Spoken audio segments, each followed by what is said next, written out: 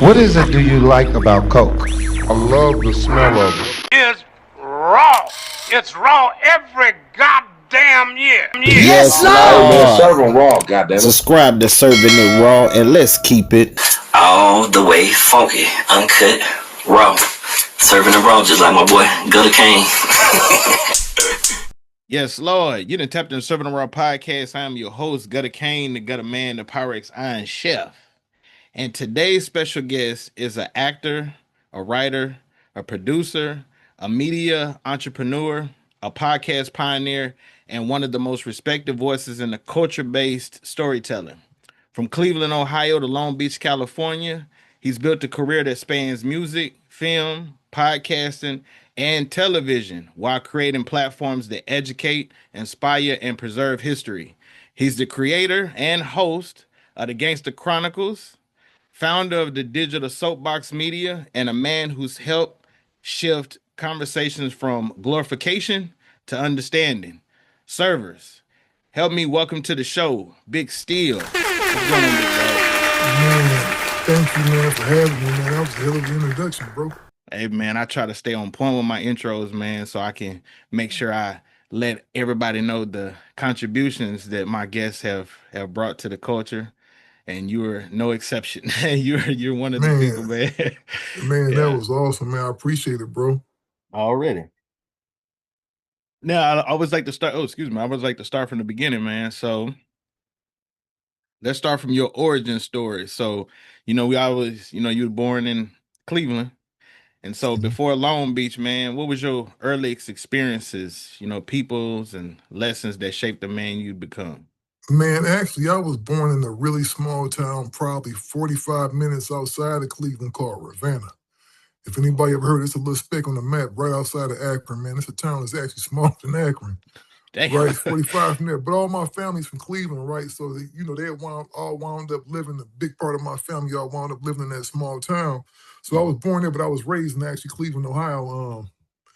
Cleveland, man, is still is, man, a very segregated city. All the black folks stay on the east side, the white folks stay on the west side, and that's always how it was, even till today. It was just a really segregated city, man. Cleveland's a fishbowl. Yeah. But y'all done had some hitters come out of there, boy. Boom. Oh man, for sure. I'm very proud, man. In the city of Cleveland, man, we produce a lot. That's the Ohio is the birthplace, really, of funk. I would say New Jersey and Ohio, man. Ohio has a very strong music lineage, man. You talking about, Roger Troutman and Zapp, Lakeside, man, the Leverts, and Ohio players. So we've had a heavy contribution to music, man, all the way on up to Bone Thugs and Harmony. One of the greatest hip hop groups ever. Yes, Lord, and congratulations to them. They got their star on the Walk of Fame. Exactly, Down in Hollywood, man. yep, just yesterday. 100%, man. Shout out to the homeboy Lazy, man, and those guys, man. I'm fortunate enough to have a relationship, with those guys. They definitely, man, put on for the city. Yes, You know what I mean? Already. Now, you left from Cleveland and moved to Long Beach at 17. And so I know that was a huge transition, man. So how did moving across country, change your perspective on life and culture and opportunity? Well, that trip in itself, man, Cleveland, and it's a lot better today because one thing that the internet has done is it made certain opportunities available to anybody, any and everybody. If you got some hustle about yourself, you can pretty much make a name for yourself on the internet, right? Yeah. Like with this interview, we able to do an interview. I'm in California, man, and you are wherever you at, right? And we able to get together, because of technology, right? And I think that has opened up a lot of opportunities, man. But at that time, opportunities were really limited, man, and the drug game was really starting to flourish in Ohio, man. So I knew that if I didn't leave Ohio, I was probably gonna die, bro. Yeah. Because I had I'm a whole different man at 56 years old than I was at, 17, man. I wanted to get that paper, man, so I was gonna get it by any means. But I happened to be able to play football, man, and God rest in peace, Wilbur Shaw, man. I didn't have the grades coming out of high school, so I wound up coming out here to go to Long Beach City College to play football. And I kind of, that was my reason for being, man, so I hopped on a bus, man. Actually, I took they used to sell these vouchers in the back of the newspaper for $300 to fly anywhere in the country you wanted to, right? Mm-hmm. So I pretty much, man, you know, my pops, man, shout out to pops, man. He looked out for me, man. He helped me get out here, got me a ticket, you know, got my ticket and stuff together, man. I came out here and I flew into Vegas.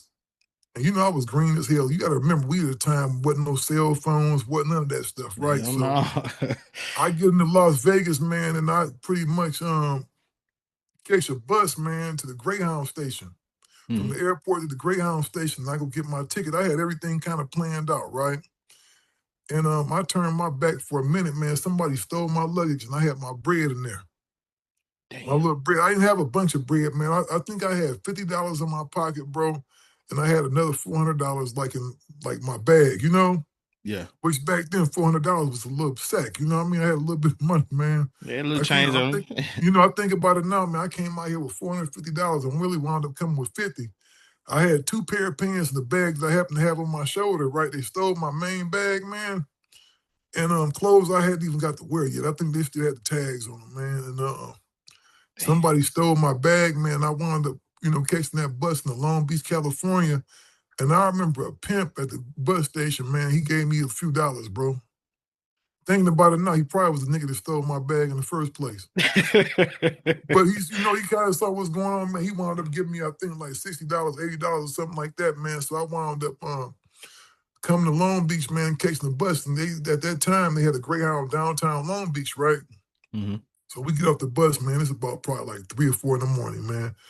And I'm country as hell. I'm green as hell out here, right? So I asked somebody at the, bus station, man, hey, how do I get to Long Beach City College? It's 3 or 4 in the morning, right? He said, man, you a couple miles from there. That's down PCH. You got to make a left on Lakewood Boulevard, bro. So I start walking. And I think about that now, and I say, man, I walked from downtown Long Beach, man, to damn near Lakewood, right? So I walked down there, man, and I remember sitting on the stairs of the athletic department, because when you get to a college, they have all the little signs up to show you where certain things is at. So I saw the sign that said the athletic department, so I figured, I said, shit, I'll go sit over there and post up. Eventually somebody go come. Because, I remember I called Coach Shaw from the airport, and I said, I'm here. And he said, okay, I'll see you when you get there. And I think he assuming I'm probably at the hotel or somewhere, man. I'm sitting in front of the athletic department, so I got to see the sunrise, right? Damn. And I just remember, man, the average person would have probably been panicking, man. I'm 2,000 miles away from the crib, man. I don't got no money in my pocket. I got this one bag, man, with these few dollars in my pocket, right? Mm-hmm. I just still feel like I made it, man, because I saw that sunrise, man. I said, it was kind of like a new beginning for me, man. And I've been out here. And you said what, 17? 17 years old, man. I came out here, and I'm going to tell you, at that time, Long Beach was real active, man. Like, Long Beach is a real active city, as far as gang banging go. Yeah, so everybody on my team, man, was pretty much, everybody on the football team was Crips, man. Yep. And they sold dope. There was a lot of nice cars in that parking lot, man. That was the full swing of the crack area, Yeah. Now, looking back, man, what was there lessons from Cleveland that helped you survive and kind of thrive in Long Beach? Oh, definitely right, man, because Cleveland is a rough city, bro. Cleveland is a lot of fighting. I pretty much grew up fighting, man. You got to have squabbles to live in Cleveland, man. But the one thing Cleveland will teach you, man, Cleveland will teach you on how to not to make emotional-based decisions, because that could cost you your life, right? Like, you have to kind of know I'm going to be real with you, all that tough nigga shit just don't work all the time. Yeah. That's the quickest way to lose your life, is making your ability to make decisions and feel like, you know what, I'm going to go on about this one and catch him the next time. You know what I mean? Gotcha. Versus you being on some shit like, anytime, any places. I ain't scared of no man breathing, but sometimes you got to know when to, okay, you got the ups right now, partner. I'm going to let you get this one. You know what I mean? Yeah, you got to know when to fold them, goddamn. And I'm going to catch you the next time. I think that I had certain survival instincts, man, that just really I've never done stuff I've never thought on an emotional level. Like, everything with me has always been kind of cognitive. Okay. Stuff that just makes sense at the time, right? And I've learned to laugh at situations. You got to laugh at certain people. Gotcha. Certain things, certain situations, right? But it also teaches you when to kind of when you got to activate, because, the one thing about it, if you let somebody treat you like a hoe, you're going to be that person's hoe every day until you show them otherwise. That's true. That you're not having it, but it's like sometimes you got to learn to laugh at shit. You know what I mean? Gotcha. Now, I gotta ask you this, not just as a fan, but for the culture. Who were the top 5 artists that shaped you around this time? So you were in Long Beach at the time, 17, fresh off the bus, football. I would say, man, probably the Ghetto Boys as a collective, man. I was a big Ghetto Boys fan. Like I think I had that album, man. I banged that We Can't Be Stopped album, man. That was like the soundtrack, man. Like, Yeah. so, man, to me, that incarnation of the Ghetto Boys, I heard the original Ghetto Boys, right? But that combination with Willie D, Scarface, Bushwick Bill, and Reddy Red just really did something to me, man, because even though they was from Houston, it was cats outside of L.A. spitting some gangster shit. Yeah. And I would definitely say, man, NWA as well, right? Like, I loved NWA, but I probably identified more with the Ghetto Boys, them being from Houston, because I didn't know where they was from at first. I thought they was from Cleveland at first, actually. Okay. When I first heard them, because my brother had hit me to my brother Bill had hit me to them, he gave me a tape and said, you got to listen to these dudes right here. And the first song I heard from them was that Assassins. Remember that song, Assassins? Yeah. As I walked the Fifth Ward, I saw this man. He was kind, but he was blind. I snatched his jewelry and ran. I caught up with Box. He said, I think it's worth $1,000. He smiled and he giggled and he shook my hand. Yeah, We it took me tried a to minute. part in time for Fair to the Jam. He said, sorry. I said, what? He said, sorry. I said, damn.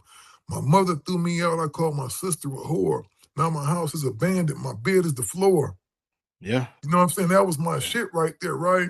Yeah, Ghetto Boys was spitting, boy. Because the song was so vivid, man. I think, and actually, man, everybody say that Scarface is their favorite member. Like, I love Scarface, but I always really fuck with Willie D. Yeah. Willie D. You know what I'm saying? Willie D was that nigga, man. I just think, man, because, even though Ohio was like kind of North Ohio, Ohio was kind of country. Ohio draws influences from all around the country. You know what I mean? Yeah. You have a New York influence, you have a Southern influence because everybody that's up top, as they call it, is from the South originally. Everybody from Mississippi any damn way, Mississippi or Florida. Yeah, for the most part.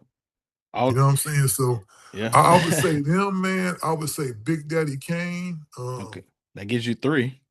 Big Daddy Kane for sure. You know what, man? That's my 2. I got the Ghetto Boys as a collective. Yeah, and then you got NWA. I got Big Daddy Kane, Cool G Rap. Ooh, shout out to Cool G Rap. Cool G Rap. Who else, man? Well, you say so you got Ghetto Boys first, then you say NWA. Yeah, Ghetto Boys, NWA. Then Big Daddy Kane, Cool G Rap. Big Daddy Kane. Yeah, and you got one more. Ice-T, bro. I would probably say Ice-T is number 1. I'm going to tell you why. Original I had a gangster. homeboy. You got a homeboy back in the city that's a music person, that it seemed like everything that come out, everything that come out, right? Everything that come out, they got. I remember, man, hearing 6 in the morning, right?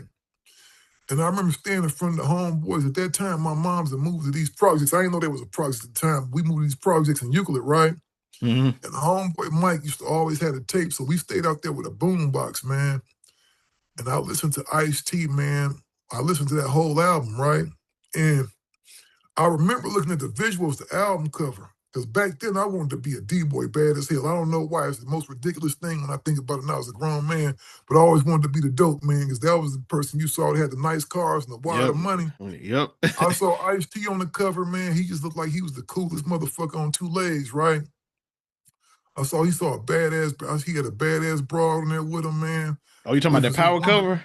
Yeah, with Darlene, you know what I'm saying? Yeah, that power cover. I saw his homeboy, and I said, man, this got his homeboy on there that probably got the gat tucked away somewhere in the bridge, you know what I'm saying? He holding the bridge, the gat, right? And he got his broad right there. I said, man, that's going to be me. I'm going to go out to California. I'm going to get me a badass broad like that. I'm going to get me some paper. And I'm going to be cool like that nigga. He was right there. That was my mindset. So Ice-T pretty much inspired me, man. And when I tell you, man, that years later, I didn't know what nationality Darlene was. You got to remember, I'm from fucking Cleveland, right? I ain't know what nationality she was, right? So I fuck around when I tell you years later, man, I got me the fire-ass Latina. I don't make me some money.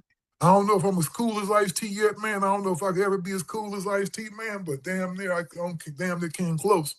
Yeah, you damn sure did. Look. You know what I'm saying? I think you're just as cool. Close. You know what I'm saying? So, Ice is definitely a legend, man. I would say more than him, man, because he's such a vivid storyteller. And like you said, part on the OG network, man. Shout out to him and the homie Court, man. Good friend of mine, but I would definitely say Ice-T, man. Ice-T is a bad motherfucker, dog. Yeah, I've been an Ice-T fan for a long ass time too, man. Yeah, Ice is a bad motherfucker. And you know, he's one of the dudes, man, who all the people I know, man, he's one of the dudes that I've never really chopped it up with, but we got so many common relationships, right? Every time I was around Ice, every time I was with Ice, man, around Ice, I never really talked to him. Why is that? He was just never talked to him, man. I was always like, I just wanted to be cool around him. I didn't want to seem like too thirsty. You feel what I'm saying? I got you. At that time, you know what I'm saying? But he's always a cool motherfucker, though, dog. Ice, shout out to Ice-T. Ice-T, coolest motherfucker ever, man. Oh, for sure. Now, before I move on to your elevation into Hollywood, what happened with the football thing? Man, you know what, bro? I just kind of, along the way, lost my passion for it, man. I was always teetering the line of music, man. I've been making music since I was 16, bro. I actually started producing this shit at 16 because in Cleveland, there wasn't a whole bunch of producers exactly floating around, you know what I mean? Okay. So when I caught the hip hop bug, we kind of like, I knew a dude named, we call Stone Shorty. I'm gonna say, I ain't gonna even say that nigga's name because he wound up doing some shit that he really crossed the game and getting the homie jammed up on some time, right? But he was the producer, right? And I kind of learned from him a little bit because he had a little realistic keyboard, you know, the kind of used to sell in Radio Shack. Oh, yeah. And he had a turntable, so I kind of learned the basis of production from there. And then we had a girl, like I told you, crack, it got really big in Ohio, right? So over this woman named Mary Brown, man. Shout out to Mary Brown. I don't know where you at right now, but thank you. She wound up having a bunch of equipment for some reason, man. You know, she's a baller. So ain't no telling where she got this equipment from. She probably got it from a smoker or something. But she wound up giving me a Korg keyboard and a 4-track recorder. Oh, shit. And from there, I wound up going to go get a drum machine. I don't know if you remember at the music stores, they used to have a bunch of shit that was rent to own. Oh, yeah. And I don't know what somebody would give a 16-year-old nigga no rent to own credit for. I got that drum machine. I think that shit might still be on my credit, bro. I might have paid the one initial payment for that motherfucker and then paid since then, you know? But yeah, I didn't wrote that motherfucker off by now. yeah, but I had a drum machine, so that was my first basis of kind of programming, man, because I remember at the time I didn't know shit about no MIDI or nothing, so I would just kind of program the drum beat, man, and put all that on one track. And I had the Korg keyboard, and I would play these little basic-ass bass lines on there, almost like similar to the early Too Short shit, you know what I mean? Okay. And I remember, man, my first rhymes and everything else. I had little corny-ass raps and shit, but it really was part of my development, so I was always kind of teetering that edge between football and just doing music, right? But at that time, I didn't really see no money in music, man. Like Ice-T was the first, like I didn't know, like all that shit was like a fantasy to me. You know what I'm saying? It was like, okay, it's cool, but it's just something I kind of did. But I never did it with the thoughts of making no career out of it, you know? Gotcha. Okay. And so, you know, me thinking back on it, man, I was probably always more of a producer and a writer. More so, I think I had some cool shit, but like I think, man, like by the time I dropped my first album, dog, I hated that motherfucking album because I was fucking with a little label and I was doing the shit they told me kind of to do at the time that they thought was popular, you know? You don't like your debut album? Hell no, I hated that motherfucker, dog. I hated that shit because the album I wanted to record was actually called Cereal and Water, which was more of a hip-hop album. Okay. And they didn't pick none of those songs, dog. They picked all these other songs that sounded like a bunch of Lil Jon shit to me, you know what I mean? Gotcha. Okay. And it just really wasn't the album I would choose to do, you know what I mean? And I think that's what people got to understand. When you like got somebody else financing your vision, bro, that shit gonna be what they want it to be because they footing the bill for that shit, you know what I mean? They not gonna pay for no shit that they don't like. Gotcha. Well, hold on. Before I move to your album then, now I know a lot of people remember seeing you on Malibu's Most Wanted and shit during the legendary rap battle scene where you hit Jamie Kennedy. Yeah. That microphone on the head and shit. Bigg Steele serving, baby, serving heavy his style. Yeah. Man, I ain't even gonna battle this little punk. Let's see what you got. But when you first stepped into Hollywood, man, what surprised you the most about the entertainment business? Well, you know what, man? By the time I did Malibu's Most Wanted, I actually did maybe 15, 20 commercials, right? Mm-hmm. And the thing that surprised me about it, man, was this. I said, man, I can't believe they paying motherfuckers all this money for doing this shit. Gotcha. It was probably the money and the ease of the job. I actually enjoyed it a whole lot, because the first thing I noticed, I said, man, they got craft services up there, all the food, the really good food. You got motherfuckers making you breakfast and shit, blueberry pancakes and shit, omelets and all, I said, man, they really kiss these motherfuckers' ass on these sets, you know what I mean? And I think it was probably the ease, because I had, to be honest with you, I probably should have focused more on acting in my younger years, because I had a lot of luck with that. Like, the first commercial audition I ever went on, it was like 200 people, and I booked it. Gotcha.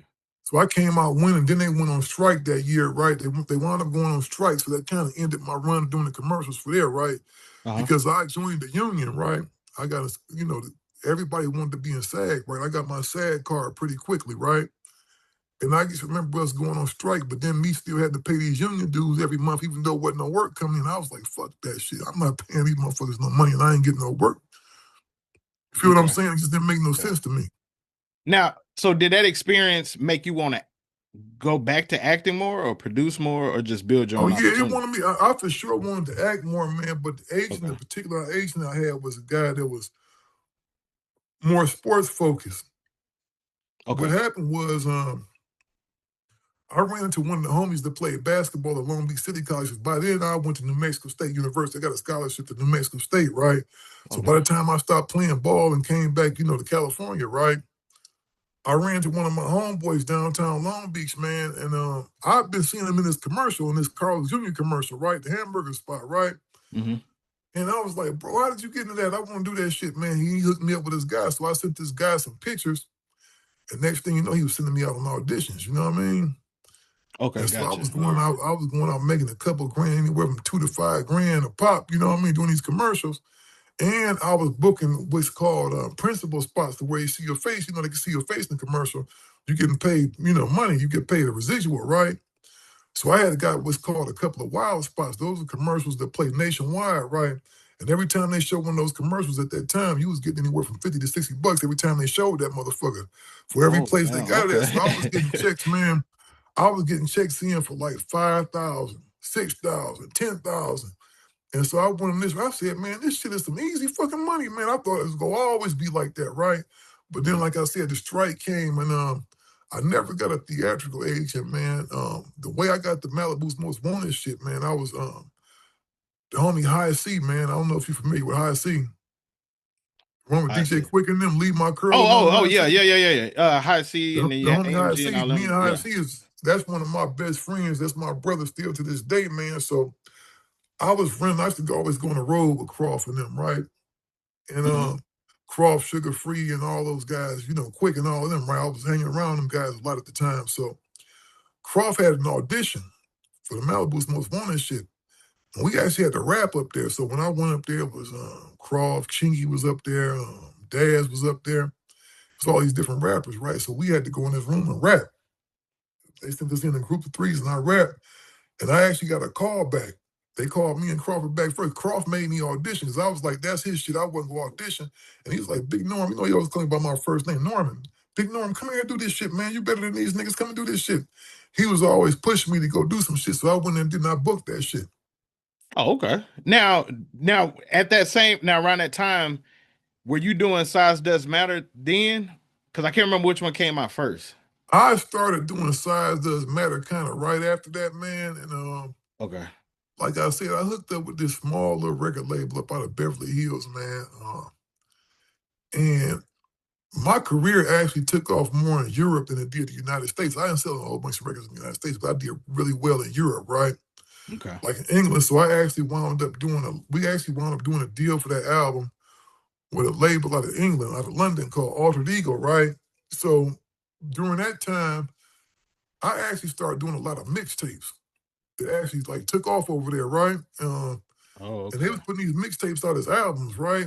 And I was making a gang of bread, bro. Because what I was doing, I was on an independent, right? But we had licensed that album to them, right? So I was getting British sterling for my album, right? The mixtapes I put out over there, right? So I was pretty much maybe getting £3 an album, which is equates at that time of maybe $6 or $7 US, right? First album I did that I was getting $7 an album. Then I had one where I was getting $9 an album.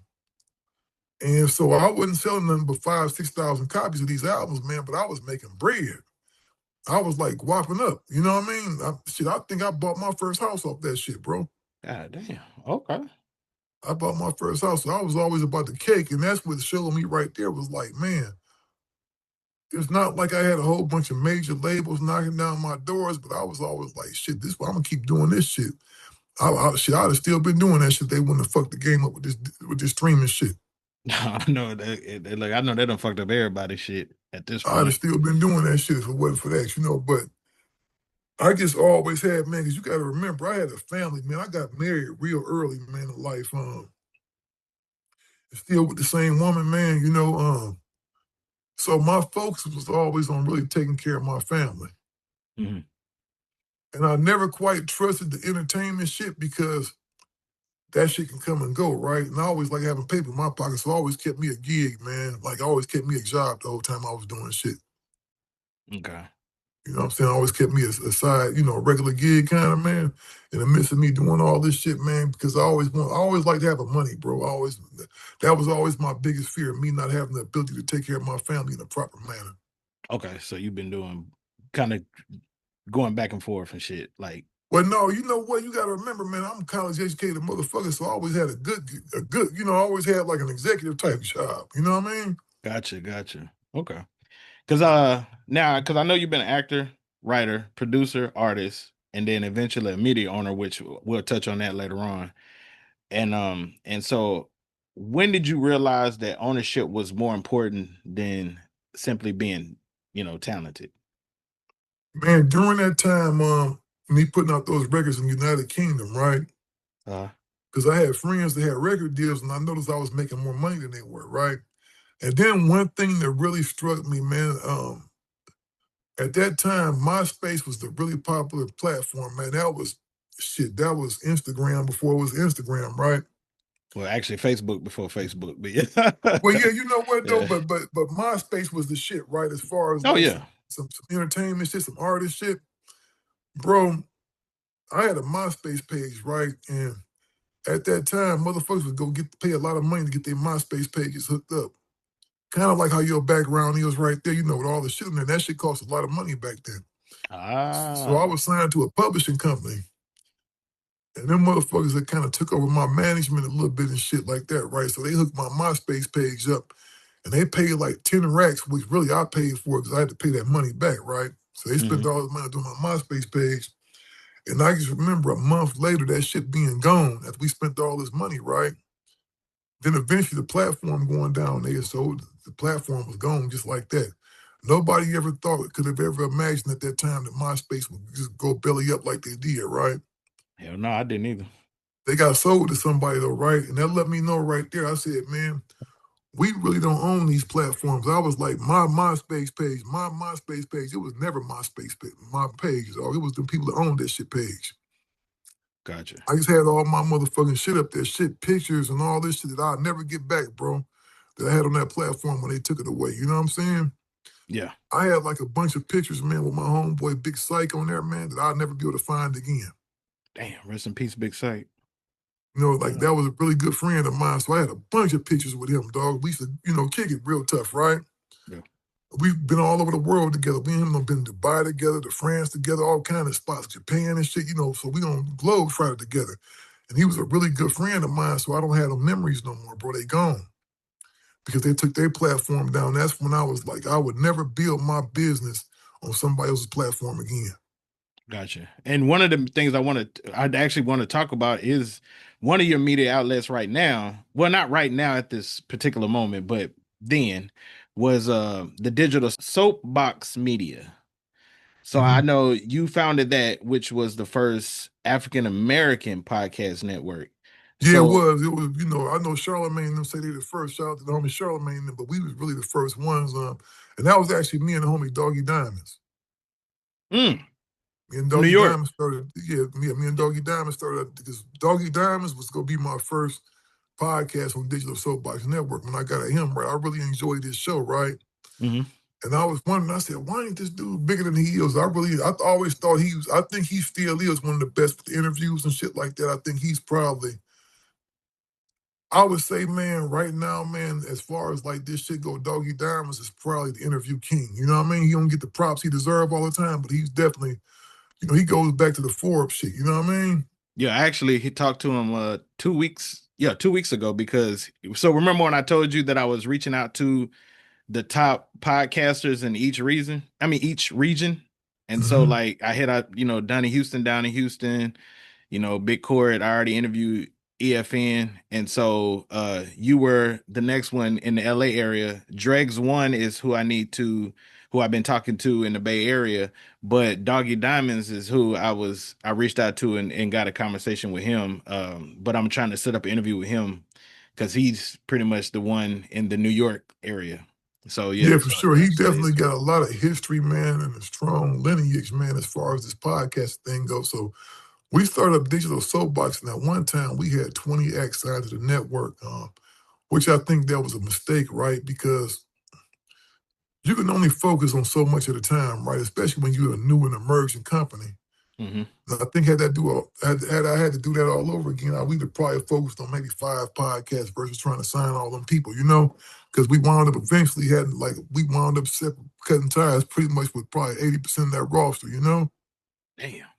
Because the one thing about it, man, you would never be able to 100% please people. Whenever you got a dynamic where you're dealing with a bunch of different personalities, it's just stuff that I could have done different at the time. You got to remember, I was new to this, man. I was actually one of the first people to do a lot of this shit that people see now. Like, I would like to think, man, that the whole putting the street shit on the podcast level of a podcast dog in a podcast format, like you had people like you had, I definitely got to give Street TV they props, right? They was the first ones really doing the gangster shit.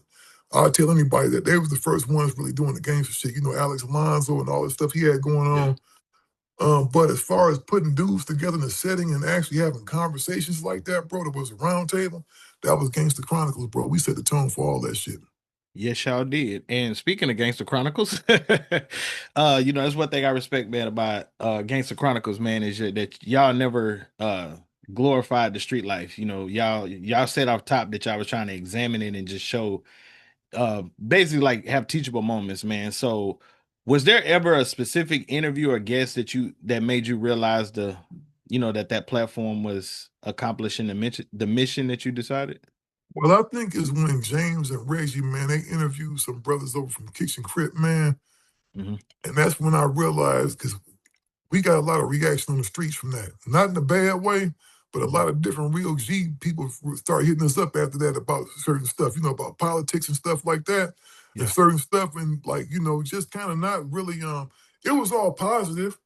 But I was like, damn, we really hitting a lot of people. We've hit a new segment with that. We've kind of sparked a new kind of, genre with that. Then I think that the one thing about success, man, it breeds a bunch of imitators, right? Because people start thinking it's easy money. Like, this stuff ain't as easy as people think it is.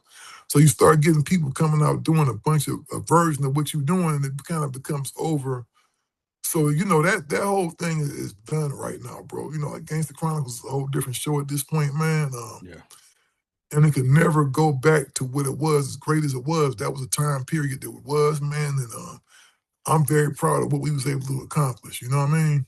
Yeah, man. You and 8 had good chemistry, man. I ain't even gonna lie. I think that was Yeah. And, we had to go through some things to get there. So during the midst of that, decisions had to be made, man, because the thing is, I've done a lot of shit, but I've never claimed to be no gangster. I'll tell people that all the time. I'm not no Crip or no Blood. I got a lot of homies, but that's not my thing, bro. I always kind of steer clear from that.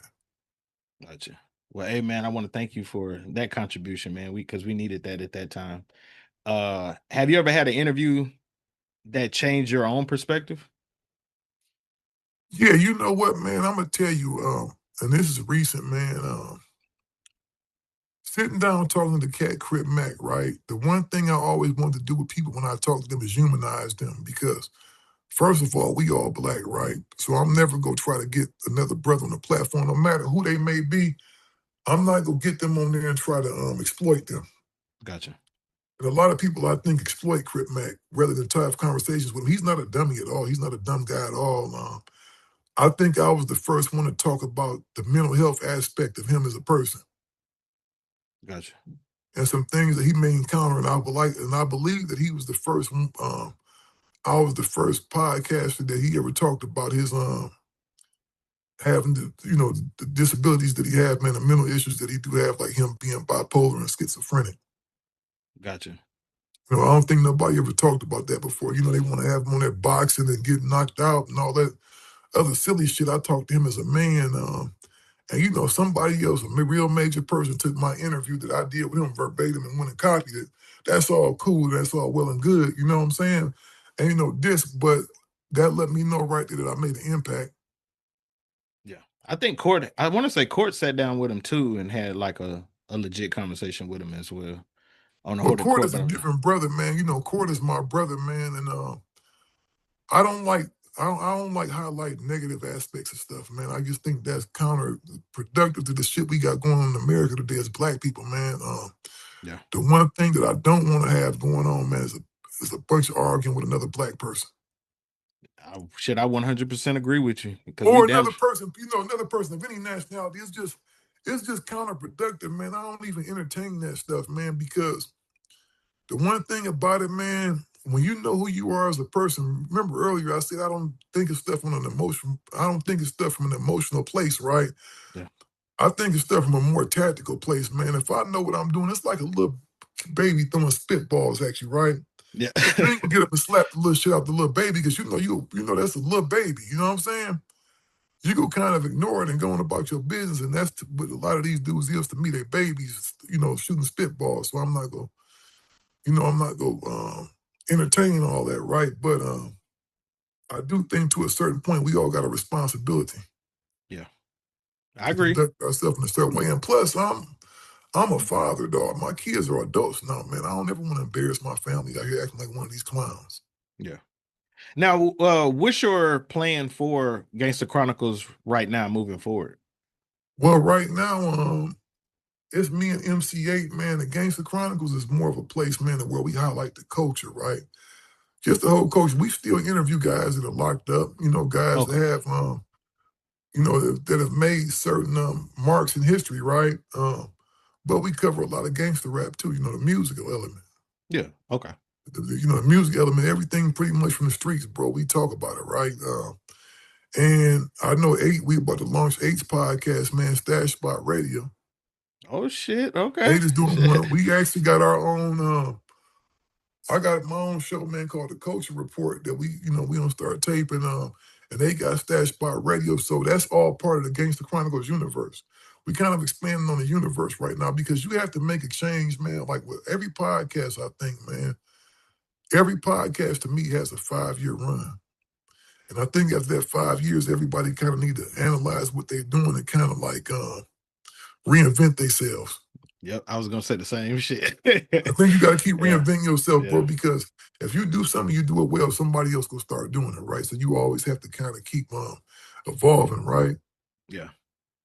You have to keep all I was going to say was I really want to interview 8, but a person that you had on your show that I really want to just have a conversation with is Soren Baker. Oh yeah, Soren Baker is a genius, bro. Soren Baker is probably one of the best. If not, he's probably top 3 when it comes to hip hop journalists. That's why I want to have that conversation with him, man. Just because, like, I'm such a hip hop head, and I don't know. I just feel like me and that dude probably could talk for like damn hours just because of the stuff that the knowledge, the hip hop knowledge that I've seen him speak over time. Just like, yeah, Soren, man, is one of the OG Source guys, man. He comes from the era when the Source was really great. So he's from that era, man, where he's gonna really do a deep dive. And Soren is not whoever say nothing that's not factual. Gotcha. He's gonna always speak facts. You know what I mean? Shout out to my boy Soren. Actually, man, there was a time, man, where I was thinking about putting Soren on the Gangster Chronicles. Yeah, that's what I thought. Like, wasn't he part of y'all crew? Like, you know what? Soren is one of those guys that still comes in, man, but The Gangster Chronicles is a particular brand, man. I can't necessarily just do what I want to with that because I got a partner with it, right? I'm not saying the 8 was the verse to it, right? But a lot of fans, man, they want to see stuff a certain way. You know what I mean? I got you. So it's always about pleasing the audience, man. Yeah, see, man, but the one thing I like about CIRV'N, man, and I think he'll be perfect for Gangster Chronicles is because he could tell your ass if you say some shit that ain't true. Like Oh if yeah, someone is gonna yeah, check you on that shit, man. Someone yeah, is a man. Someone is an actual human thesaurus, man. When it comes to anything hip hop, bro, he yeah, knows it, man. And if you talk to someone on the phone, man, you would think he was a black dude. yeah, yeah, And that's his real yeah, person. That's him. That's not no yeah, stick or nothing like that, man. Soren is an honorary brother, man, because Soren is married to a black woman. Not putting his business out there, but he's really a oh shit, dude I ain't that's know like that. he's from Baltimore, man, and he's really like he's the blackest white guy I know. Gotcha. With him, and it's coming from an authentic place. You know what I mean? He's definitely a part of this culture, bro, and he definitely deserves his flowers and respect. Well, hey man, I like I think everything that y'all got going over there against the Chronicles, man, and I just hope that you still keep pushing that. You know what I'm saying? Oh, I am, Yeah. man. You know what? The biggest thing I tell people is that we ain't necessarily been putting out. I don't think we've dropped the video on the show, man, in maybe 3 or 4 months, because that has never been the major component to our stuff, even though video was very necessary right now, right? Mhm.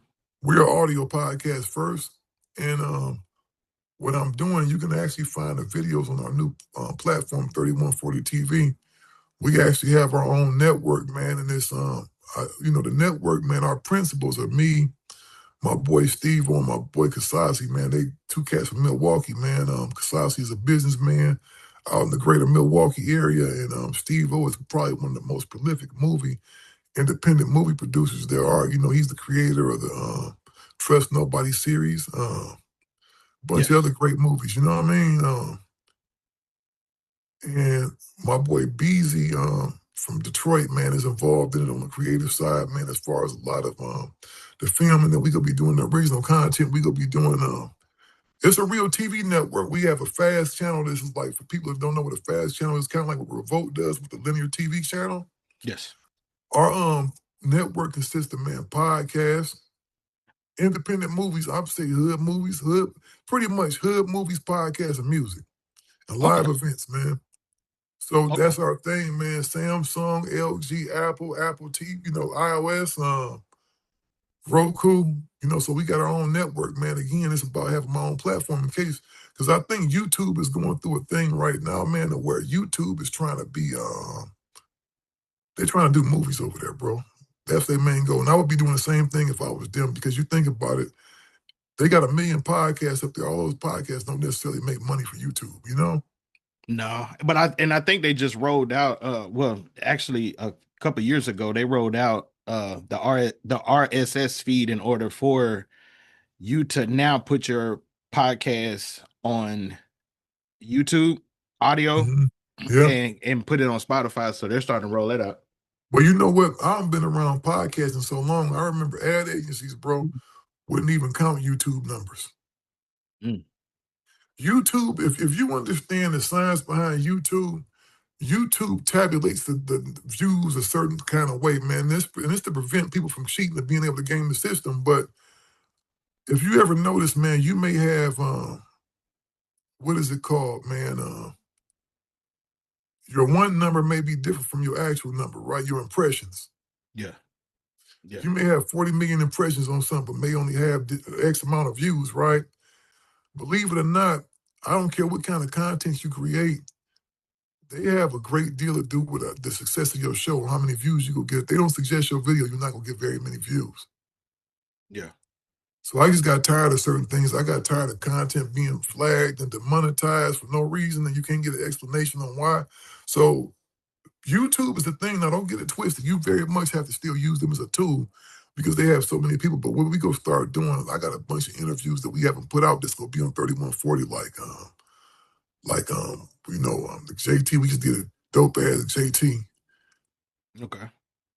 JT interview from the Bay, the homie from the Bay interview. Shout out to JT, man, a bigger figure. Bigger figure, yeah, JT Bigger Figure. You know, and we got a Mo Preem interview, and we got a bunch of interviews that we ain't put out yet that's gonna be on the thing, but you will start seeing those clips come out on social media and YouTube and all that. But we gonna be funneling people back to the 3140 platform. You know, it's free, ad supported, man, but it's ours though. I don't have to worry about nobody demonetizing videos. So if you got a dope podcast out there, holler at me. We are taking podcasts. But that's our thing right there. Is that a hint? Is that a hint for? Is that a hint for Gutter Kane? You know what I'm saying? Man, Gutter Kane, you always welcome, man. You know, OG Network, man. I'm pretty sure your situation non-exclusive over there. You can come over here anytime you want to, man. That's what I tell people. You're supposed to put your podcast as many places as you can. Okay, yeah, for sure. No, we'll definitely discuss that. Any opportunity, man, because everybody got their own audience, you know? Oh, for sure. Now, you've continued expanding into films and televisions into projects, which you touched on one. I know you were on Trust Nobody 4, and you got a hand in the Forced Entry. Shout out to T Hattie, my homegirl. Forced Entry, man. Shout out to my homegirl from China Productions. Me and China actually working on a couple series right now. We're working on a reality show right now. And we have another soap opera that we're working on that's going to be bomb, man. It's going to be crazy, man. Okay. Now, it's going to be crazy. At this stage of your career, you know, what stories are you most passionate about telling that Hollywood still isn't telling correctly? Stories about us. Okay. And not just the negative aspect, but just keeping history true to what it is, not no embellishing, not no secondhand and third party, you know, reports and stuff that's just not true. Because I see a lot of lies being told right now about certain things in history. Mm-hmm. And eventually, if you lie long enough, if you let a lie live long enough, it becomes the truth. Ooh, and I don't want that to happen. Got it. Now, I don't want that to happen. I know before you said that you should have got back into acting because of the fact that you were so good and you liked it. So right now at this moment, which role do you enjoy most today? Acting, writing, producer, or just the media executive? Because you kind of I probably like all three. I like being a media executive because to be honest with you, I like developing stuff. I think that's my real strength with it. You know, is actually developing shows. Every show I've ever developed has won. Yeah. And the track record speaks for itself. And this ain't no slight, but when I was doing Crazy Bones podcast, it was getting millions of views. It didn't have the same impact once he left me. Okay. I don't even know if people know Crazy Bone got a podcast, you know, still, but he, you know.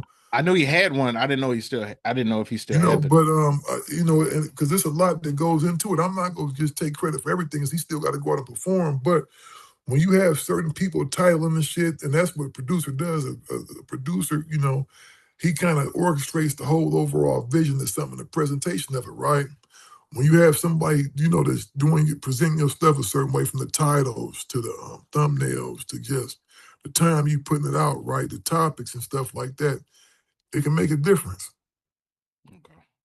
It can make a big difference, right? So that's one of my things, man. I just want to continue to develop the next generation of talent, man. I think you always have to give back in that manner. I think it's about the future, man, because, you know, as human beings, we're very finite. I'm not going to be here forever.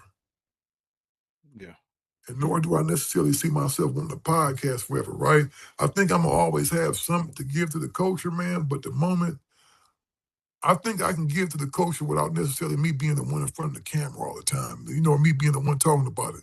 I like developing things because that way is that when I'm developing stuff, I could be in, you know, my tentacles can stretch a little bit further and I could do a lot of different things, right? But when it's me trying to do it all by myself, kind of gets convoluted after a while. Gotcha. Well, since you just said that, because some of what you just said is probably the answer to this, but I'm gonna ask this and then you can add on to it and let me know. But because you know, I don't like ending with what's next, man, because this platform is about documenting legacy. So when it's all said and done and somebody finds your story years from now, what do you want them to understand about your contribution to the culture? That my contribution to the culture has always been for just what it is, the culture. It's never been about me. It's never been about me pushing the Norman Steele agenda because I don't know if you notice or not, I've never been a social media whore. It's not like me. I do videos here and there, but it's always really when I have something to say, right? I just don't do it every day because this gets so, what I'm seeing a lot of now is I like to call them chat GPT conversations. To where you get a lot of people just reading from chat GPT verbatim, man, and they got the little thing where they point to the side like this and they, talking their stuff. I never wanted to be mechanic. I always wanted to be about the culture. It's never been about me. It's always been about me just pushing the culture forward, man, and telling amazing stories. I want to be known as a storyteller and innovator. Well, Bigg Steele, from Gutter Kane and Serving the Raw, man, we want to give you your flowers. I want to say thank you for the music contributions, the Soapbox Media that you were able to give us. The Gangster Chronicles podcast is still, up and popping that you've, blessed us with, as well as the 3140 TV, which you just rolled out, man. And so I just, everything that you've been able to contribute, man, I want to thank you and let you know that a lot of people out there really appreciate, what you have gave to the culture. I appreciate it, man. And to the people out there, man, before this, by the time this interview come up, man, the platform will be up. We launch officially, man, next week. Let me see, get you the right date, man. We launch officially, man, on the 15th. So, man, y'all make sure y'all go download it, man, on y'all favorite platform. We there, 3140 TV. Or if you got an Obama phone, you can even go watch it, man. Go to 3140tv.com and you can watch it on there too, man, as well, man. And again, if you got podcasts, hood movies, get at me, man. Acquisitions at 3140tv.com. We taking submissions, so go and shoot your shot.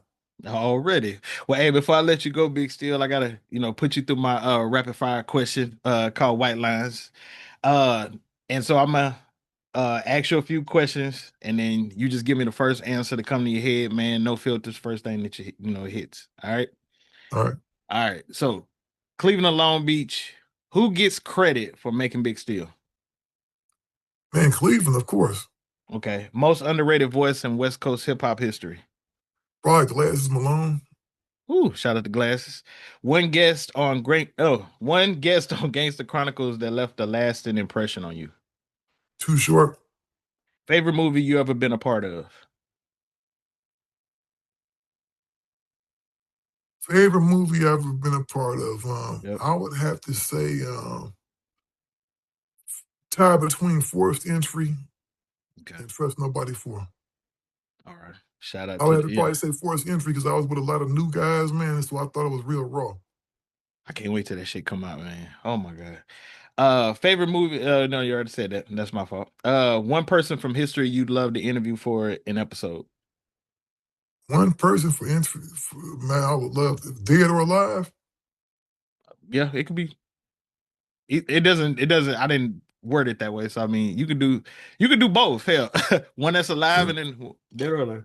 Man, the one person I would want to interview, man, if I could talk to would be Jesus. Ooh. I would talk to Jesus, man. I would have a lot of questions for him, man. Shit, I got a lot of questions. Okay, what's tougher? Surviving the streets or surviving the entertainment business? Oh, man, it's one and the same, bro. Probably surviving the entertainment business.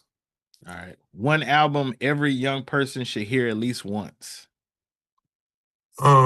Every young person hip-hop album? Yeah, let's go hip-hop. From a hip-hop standpoint, man, we just talked about it, man. Rock Marciano and Stovetop, man, Reasonable Drop, one of the greatest albums ever made that don't never really get its props on the mainstream level, but that was an incredible album.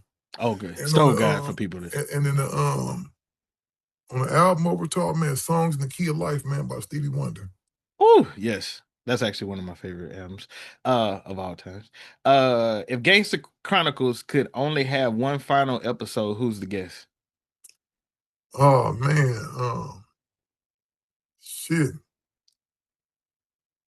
You're making me think, man. I would tell you, man, probably Ice-T or Too Short. It's a tie between one of them, man. Too Short is probably one of my favorite people in the industry as far as just being a god in hip-hop, man. Mm-hmm. Longest career, man, and really kind of stuck to rap and just being an A1 person, man. Too Short is probably one of the best human beings I've ever met. For somebody that's on the level he is, man, I would say probably him and Willie D, my two favorite people. Okay. And one thing people completely misunderstand about Bigg Steele. That they misunderstand.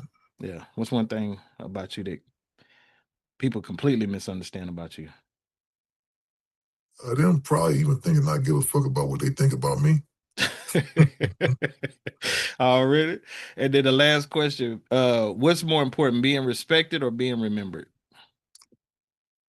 I would say, man, probably being, I would say respect is everything, man. Being respected, especially by the right people, because you can have some people that may not respect you for a number of bullshit reasons, but I think being respect from the right people.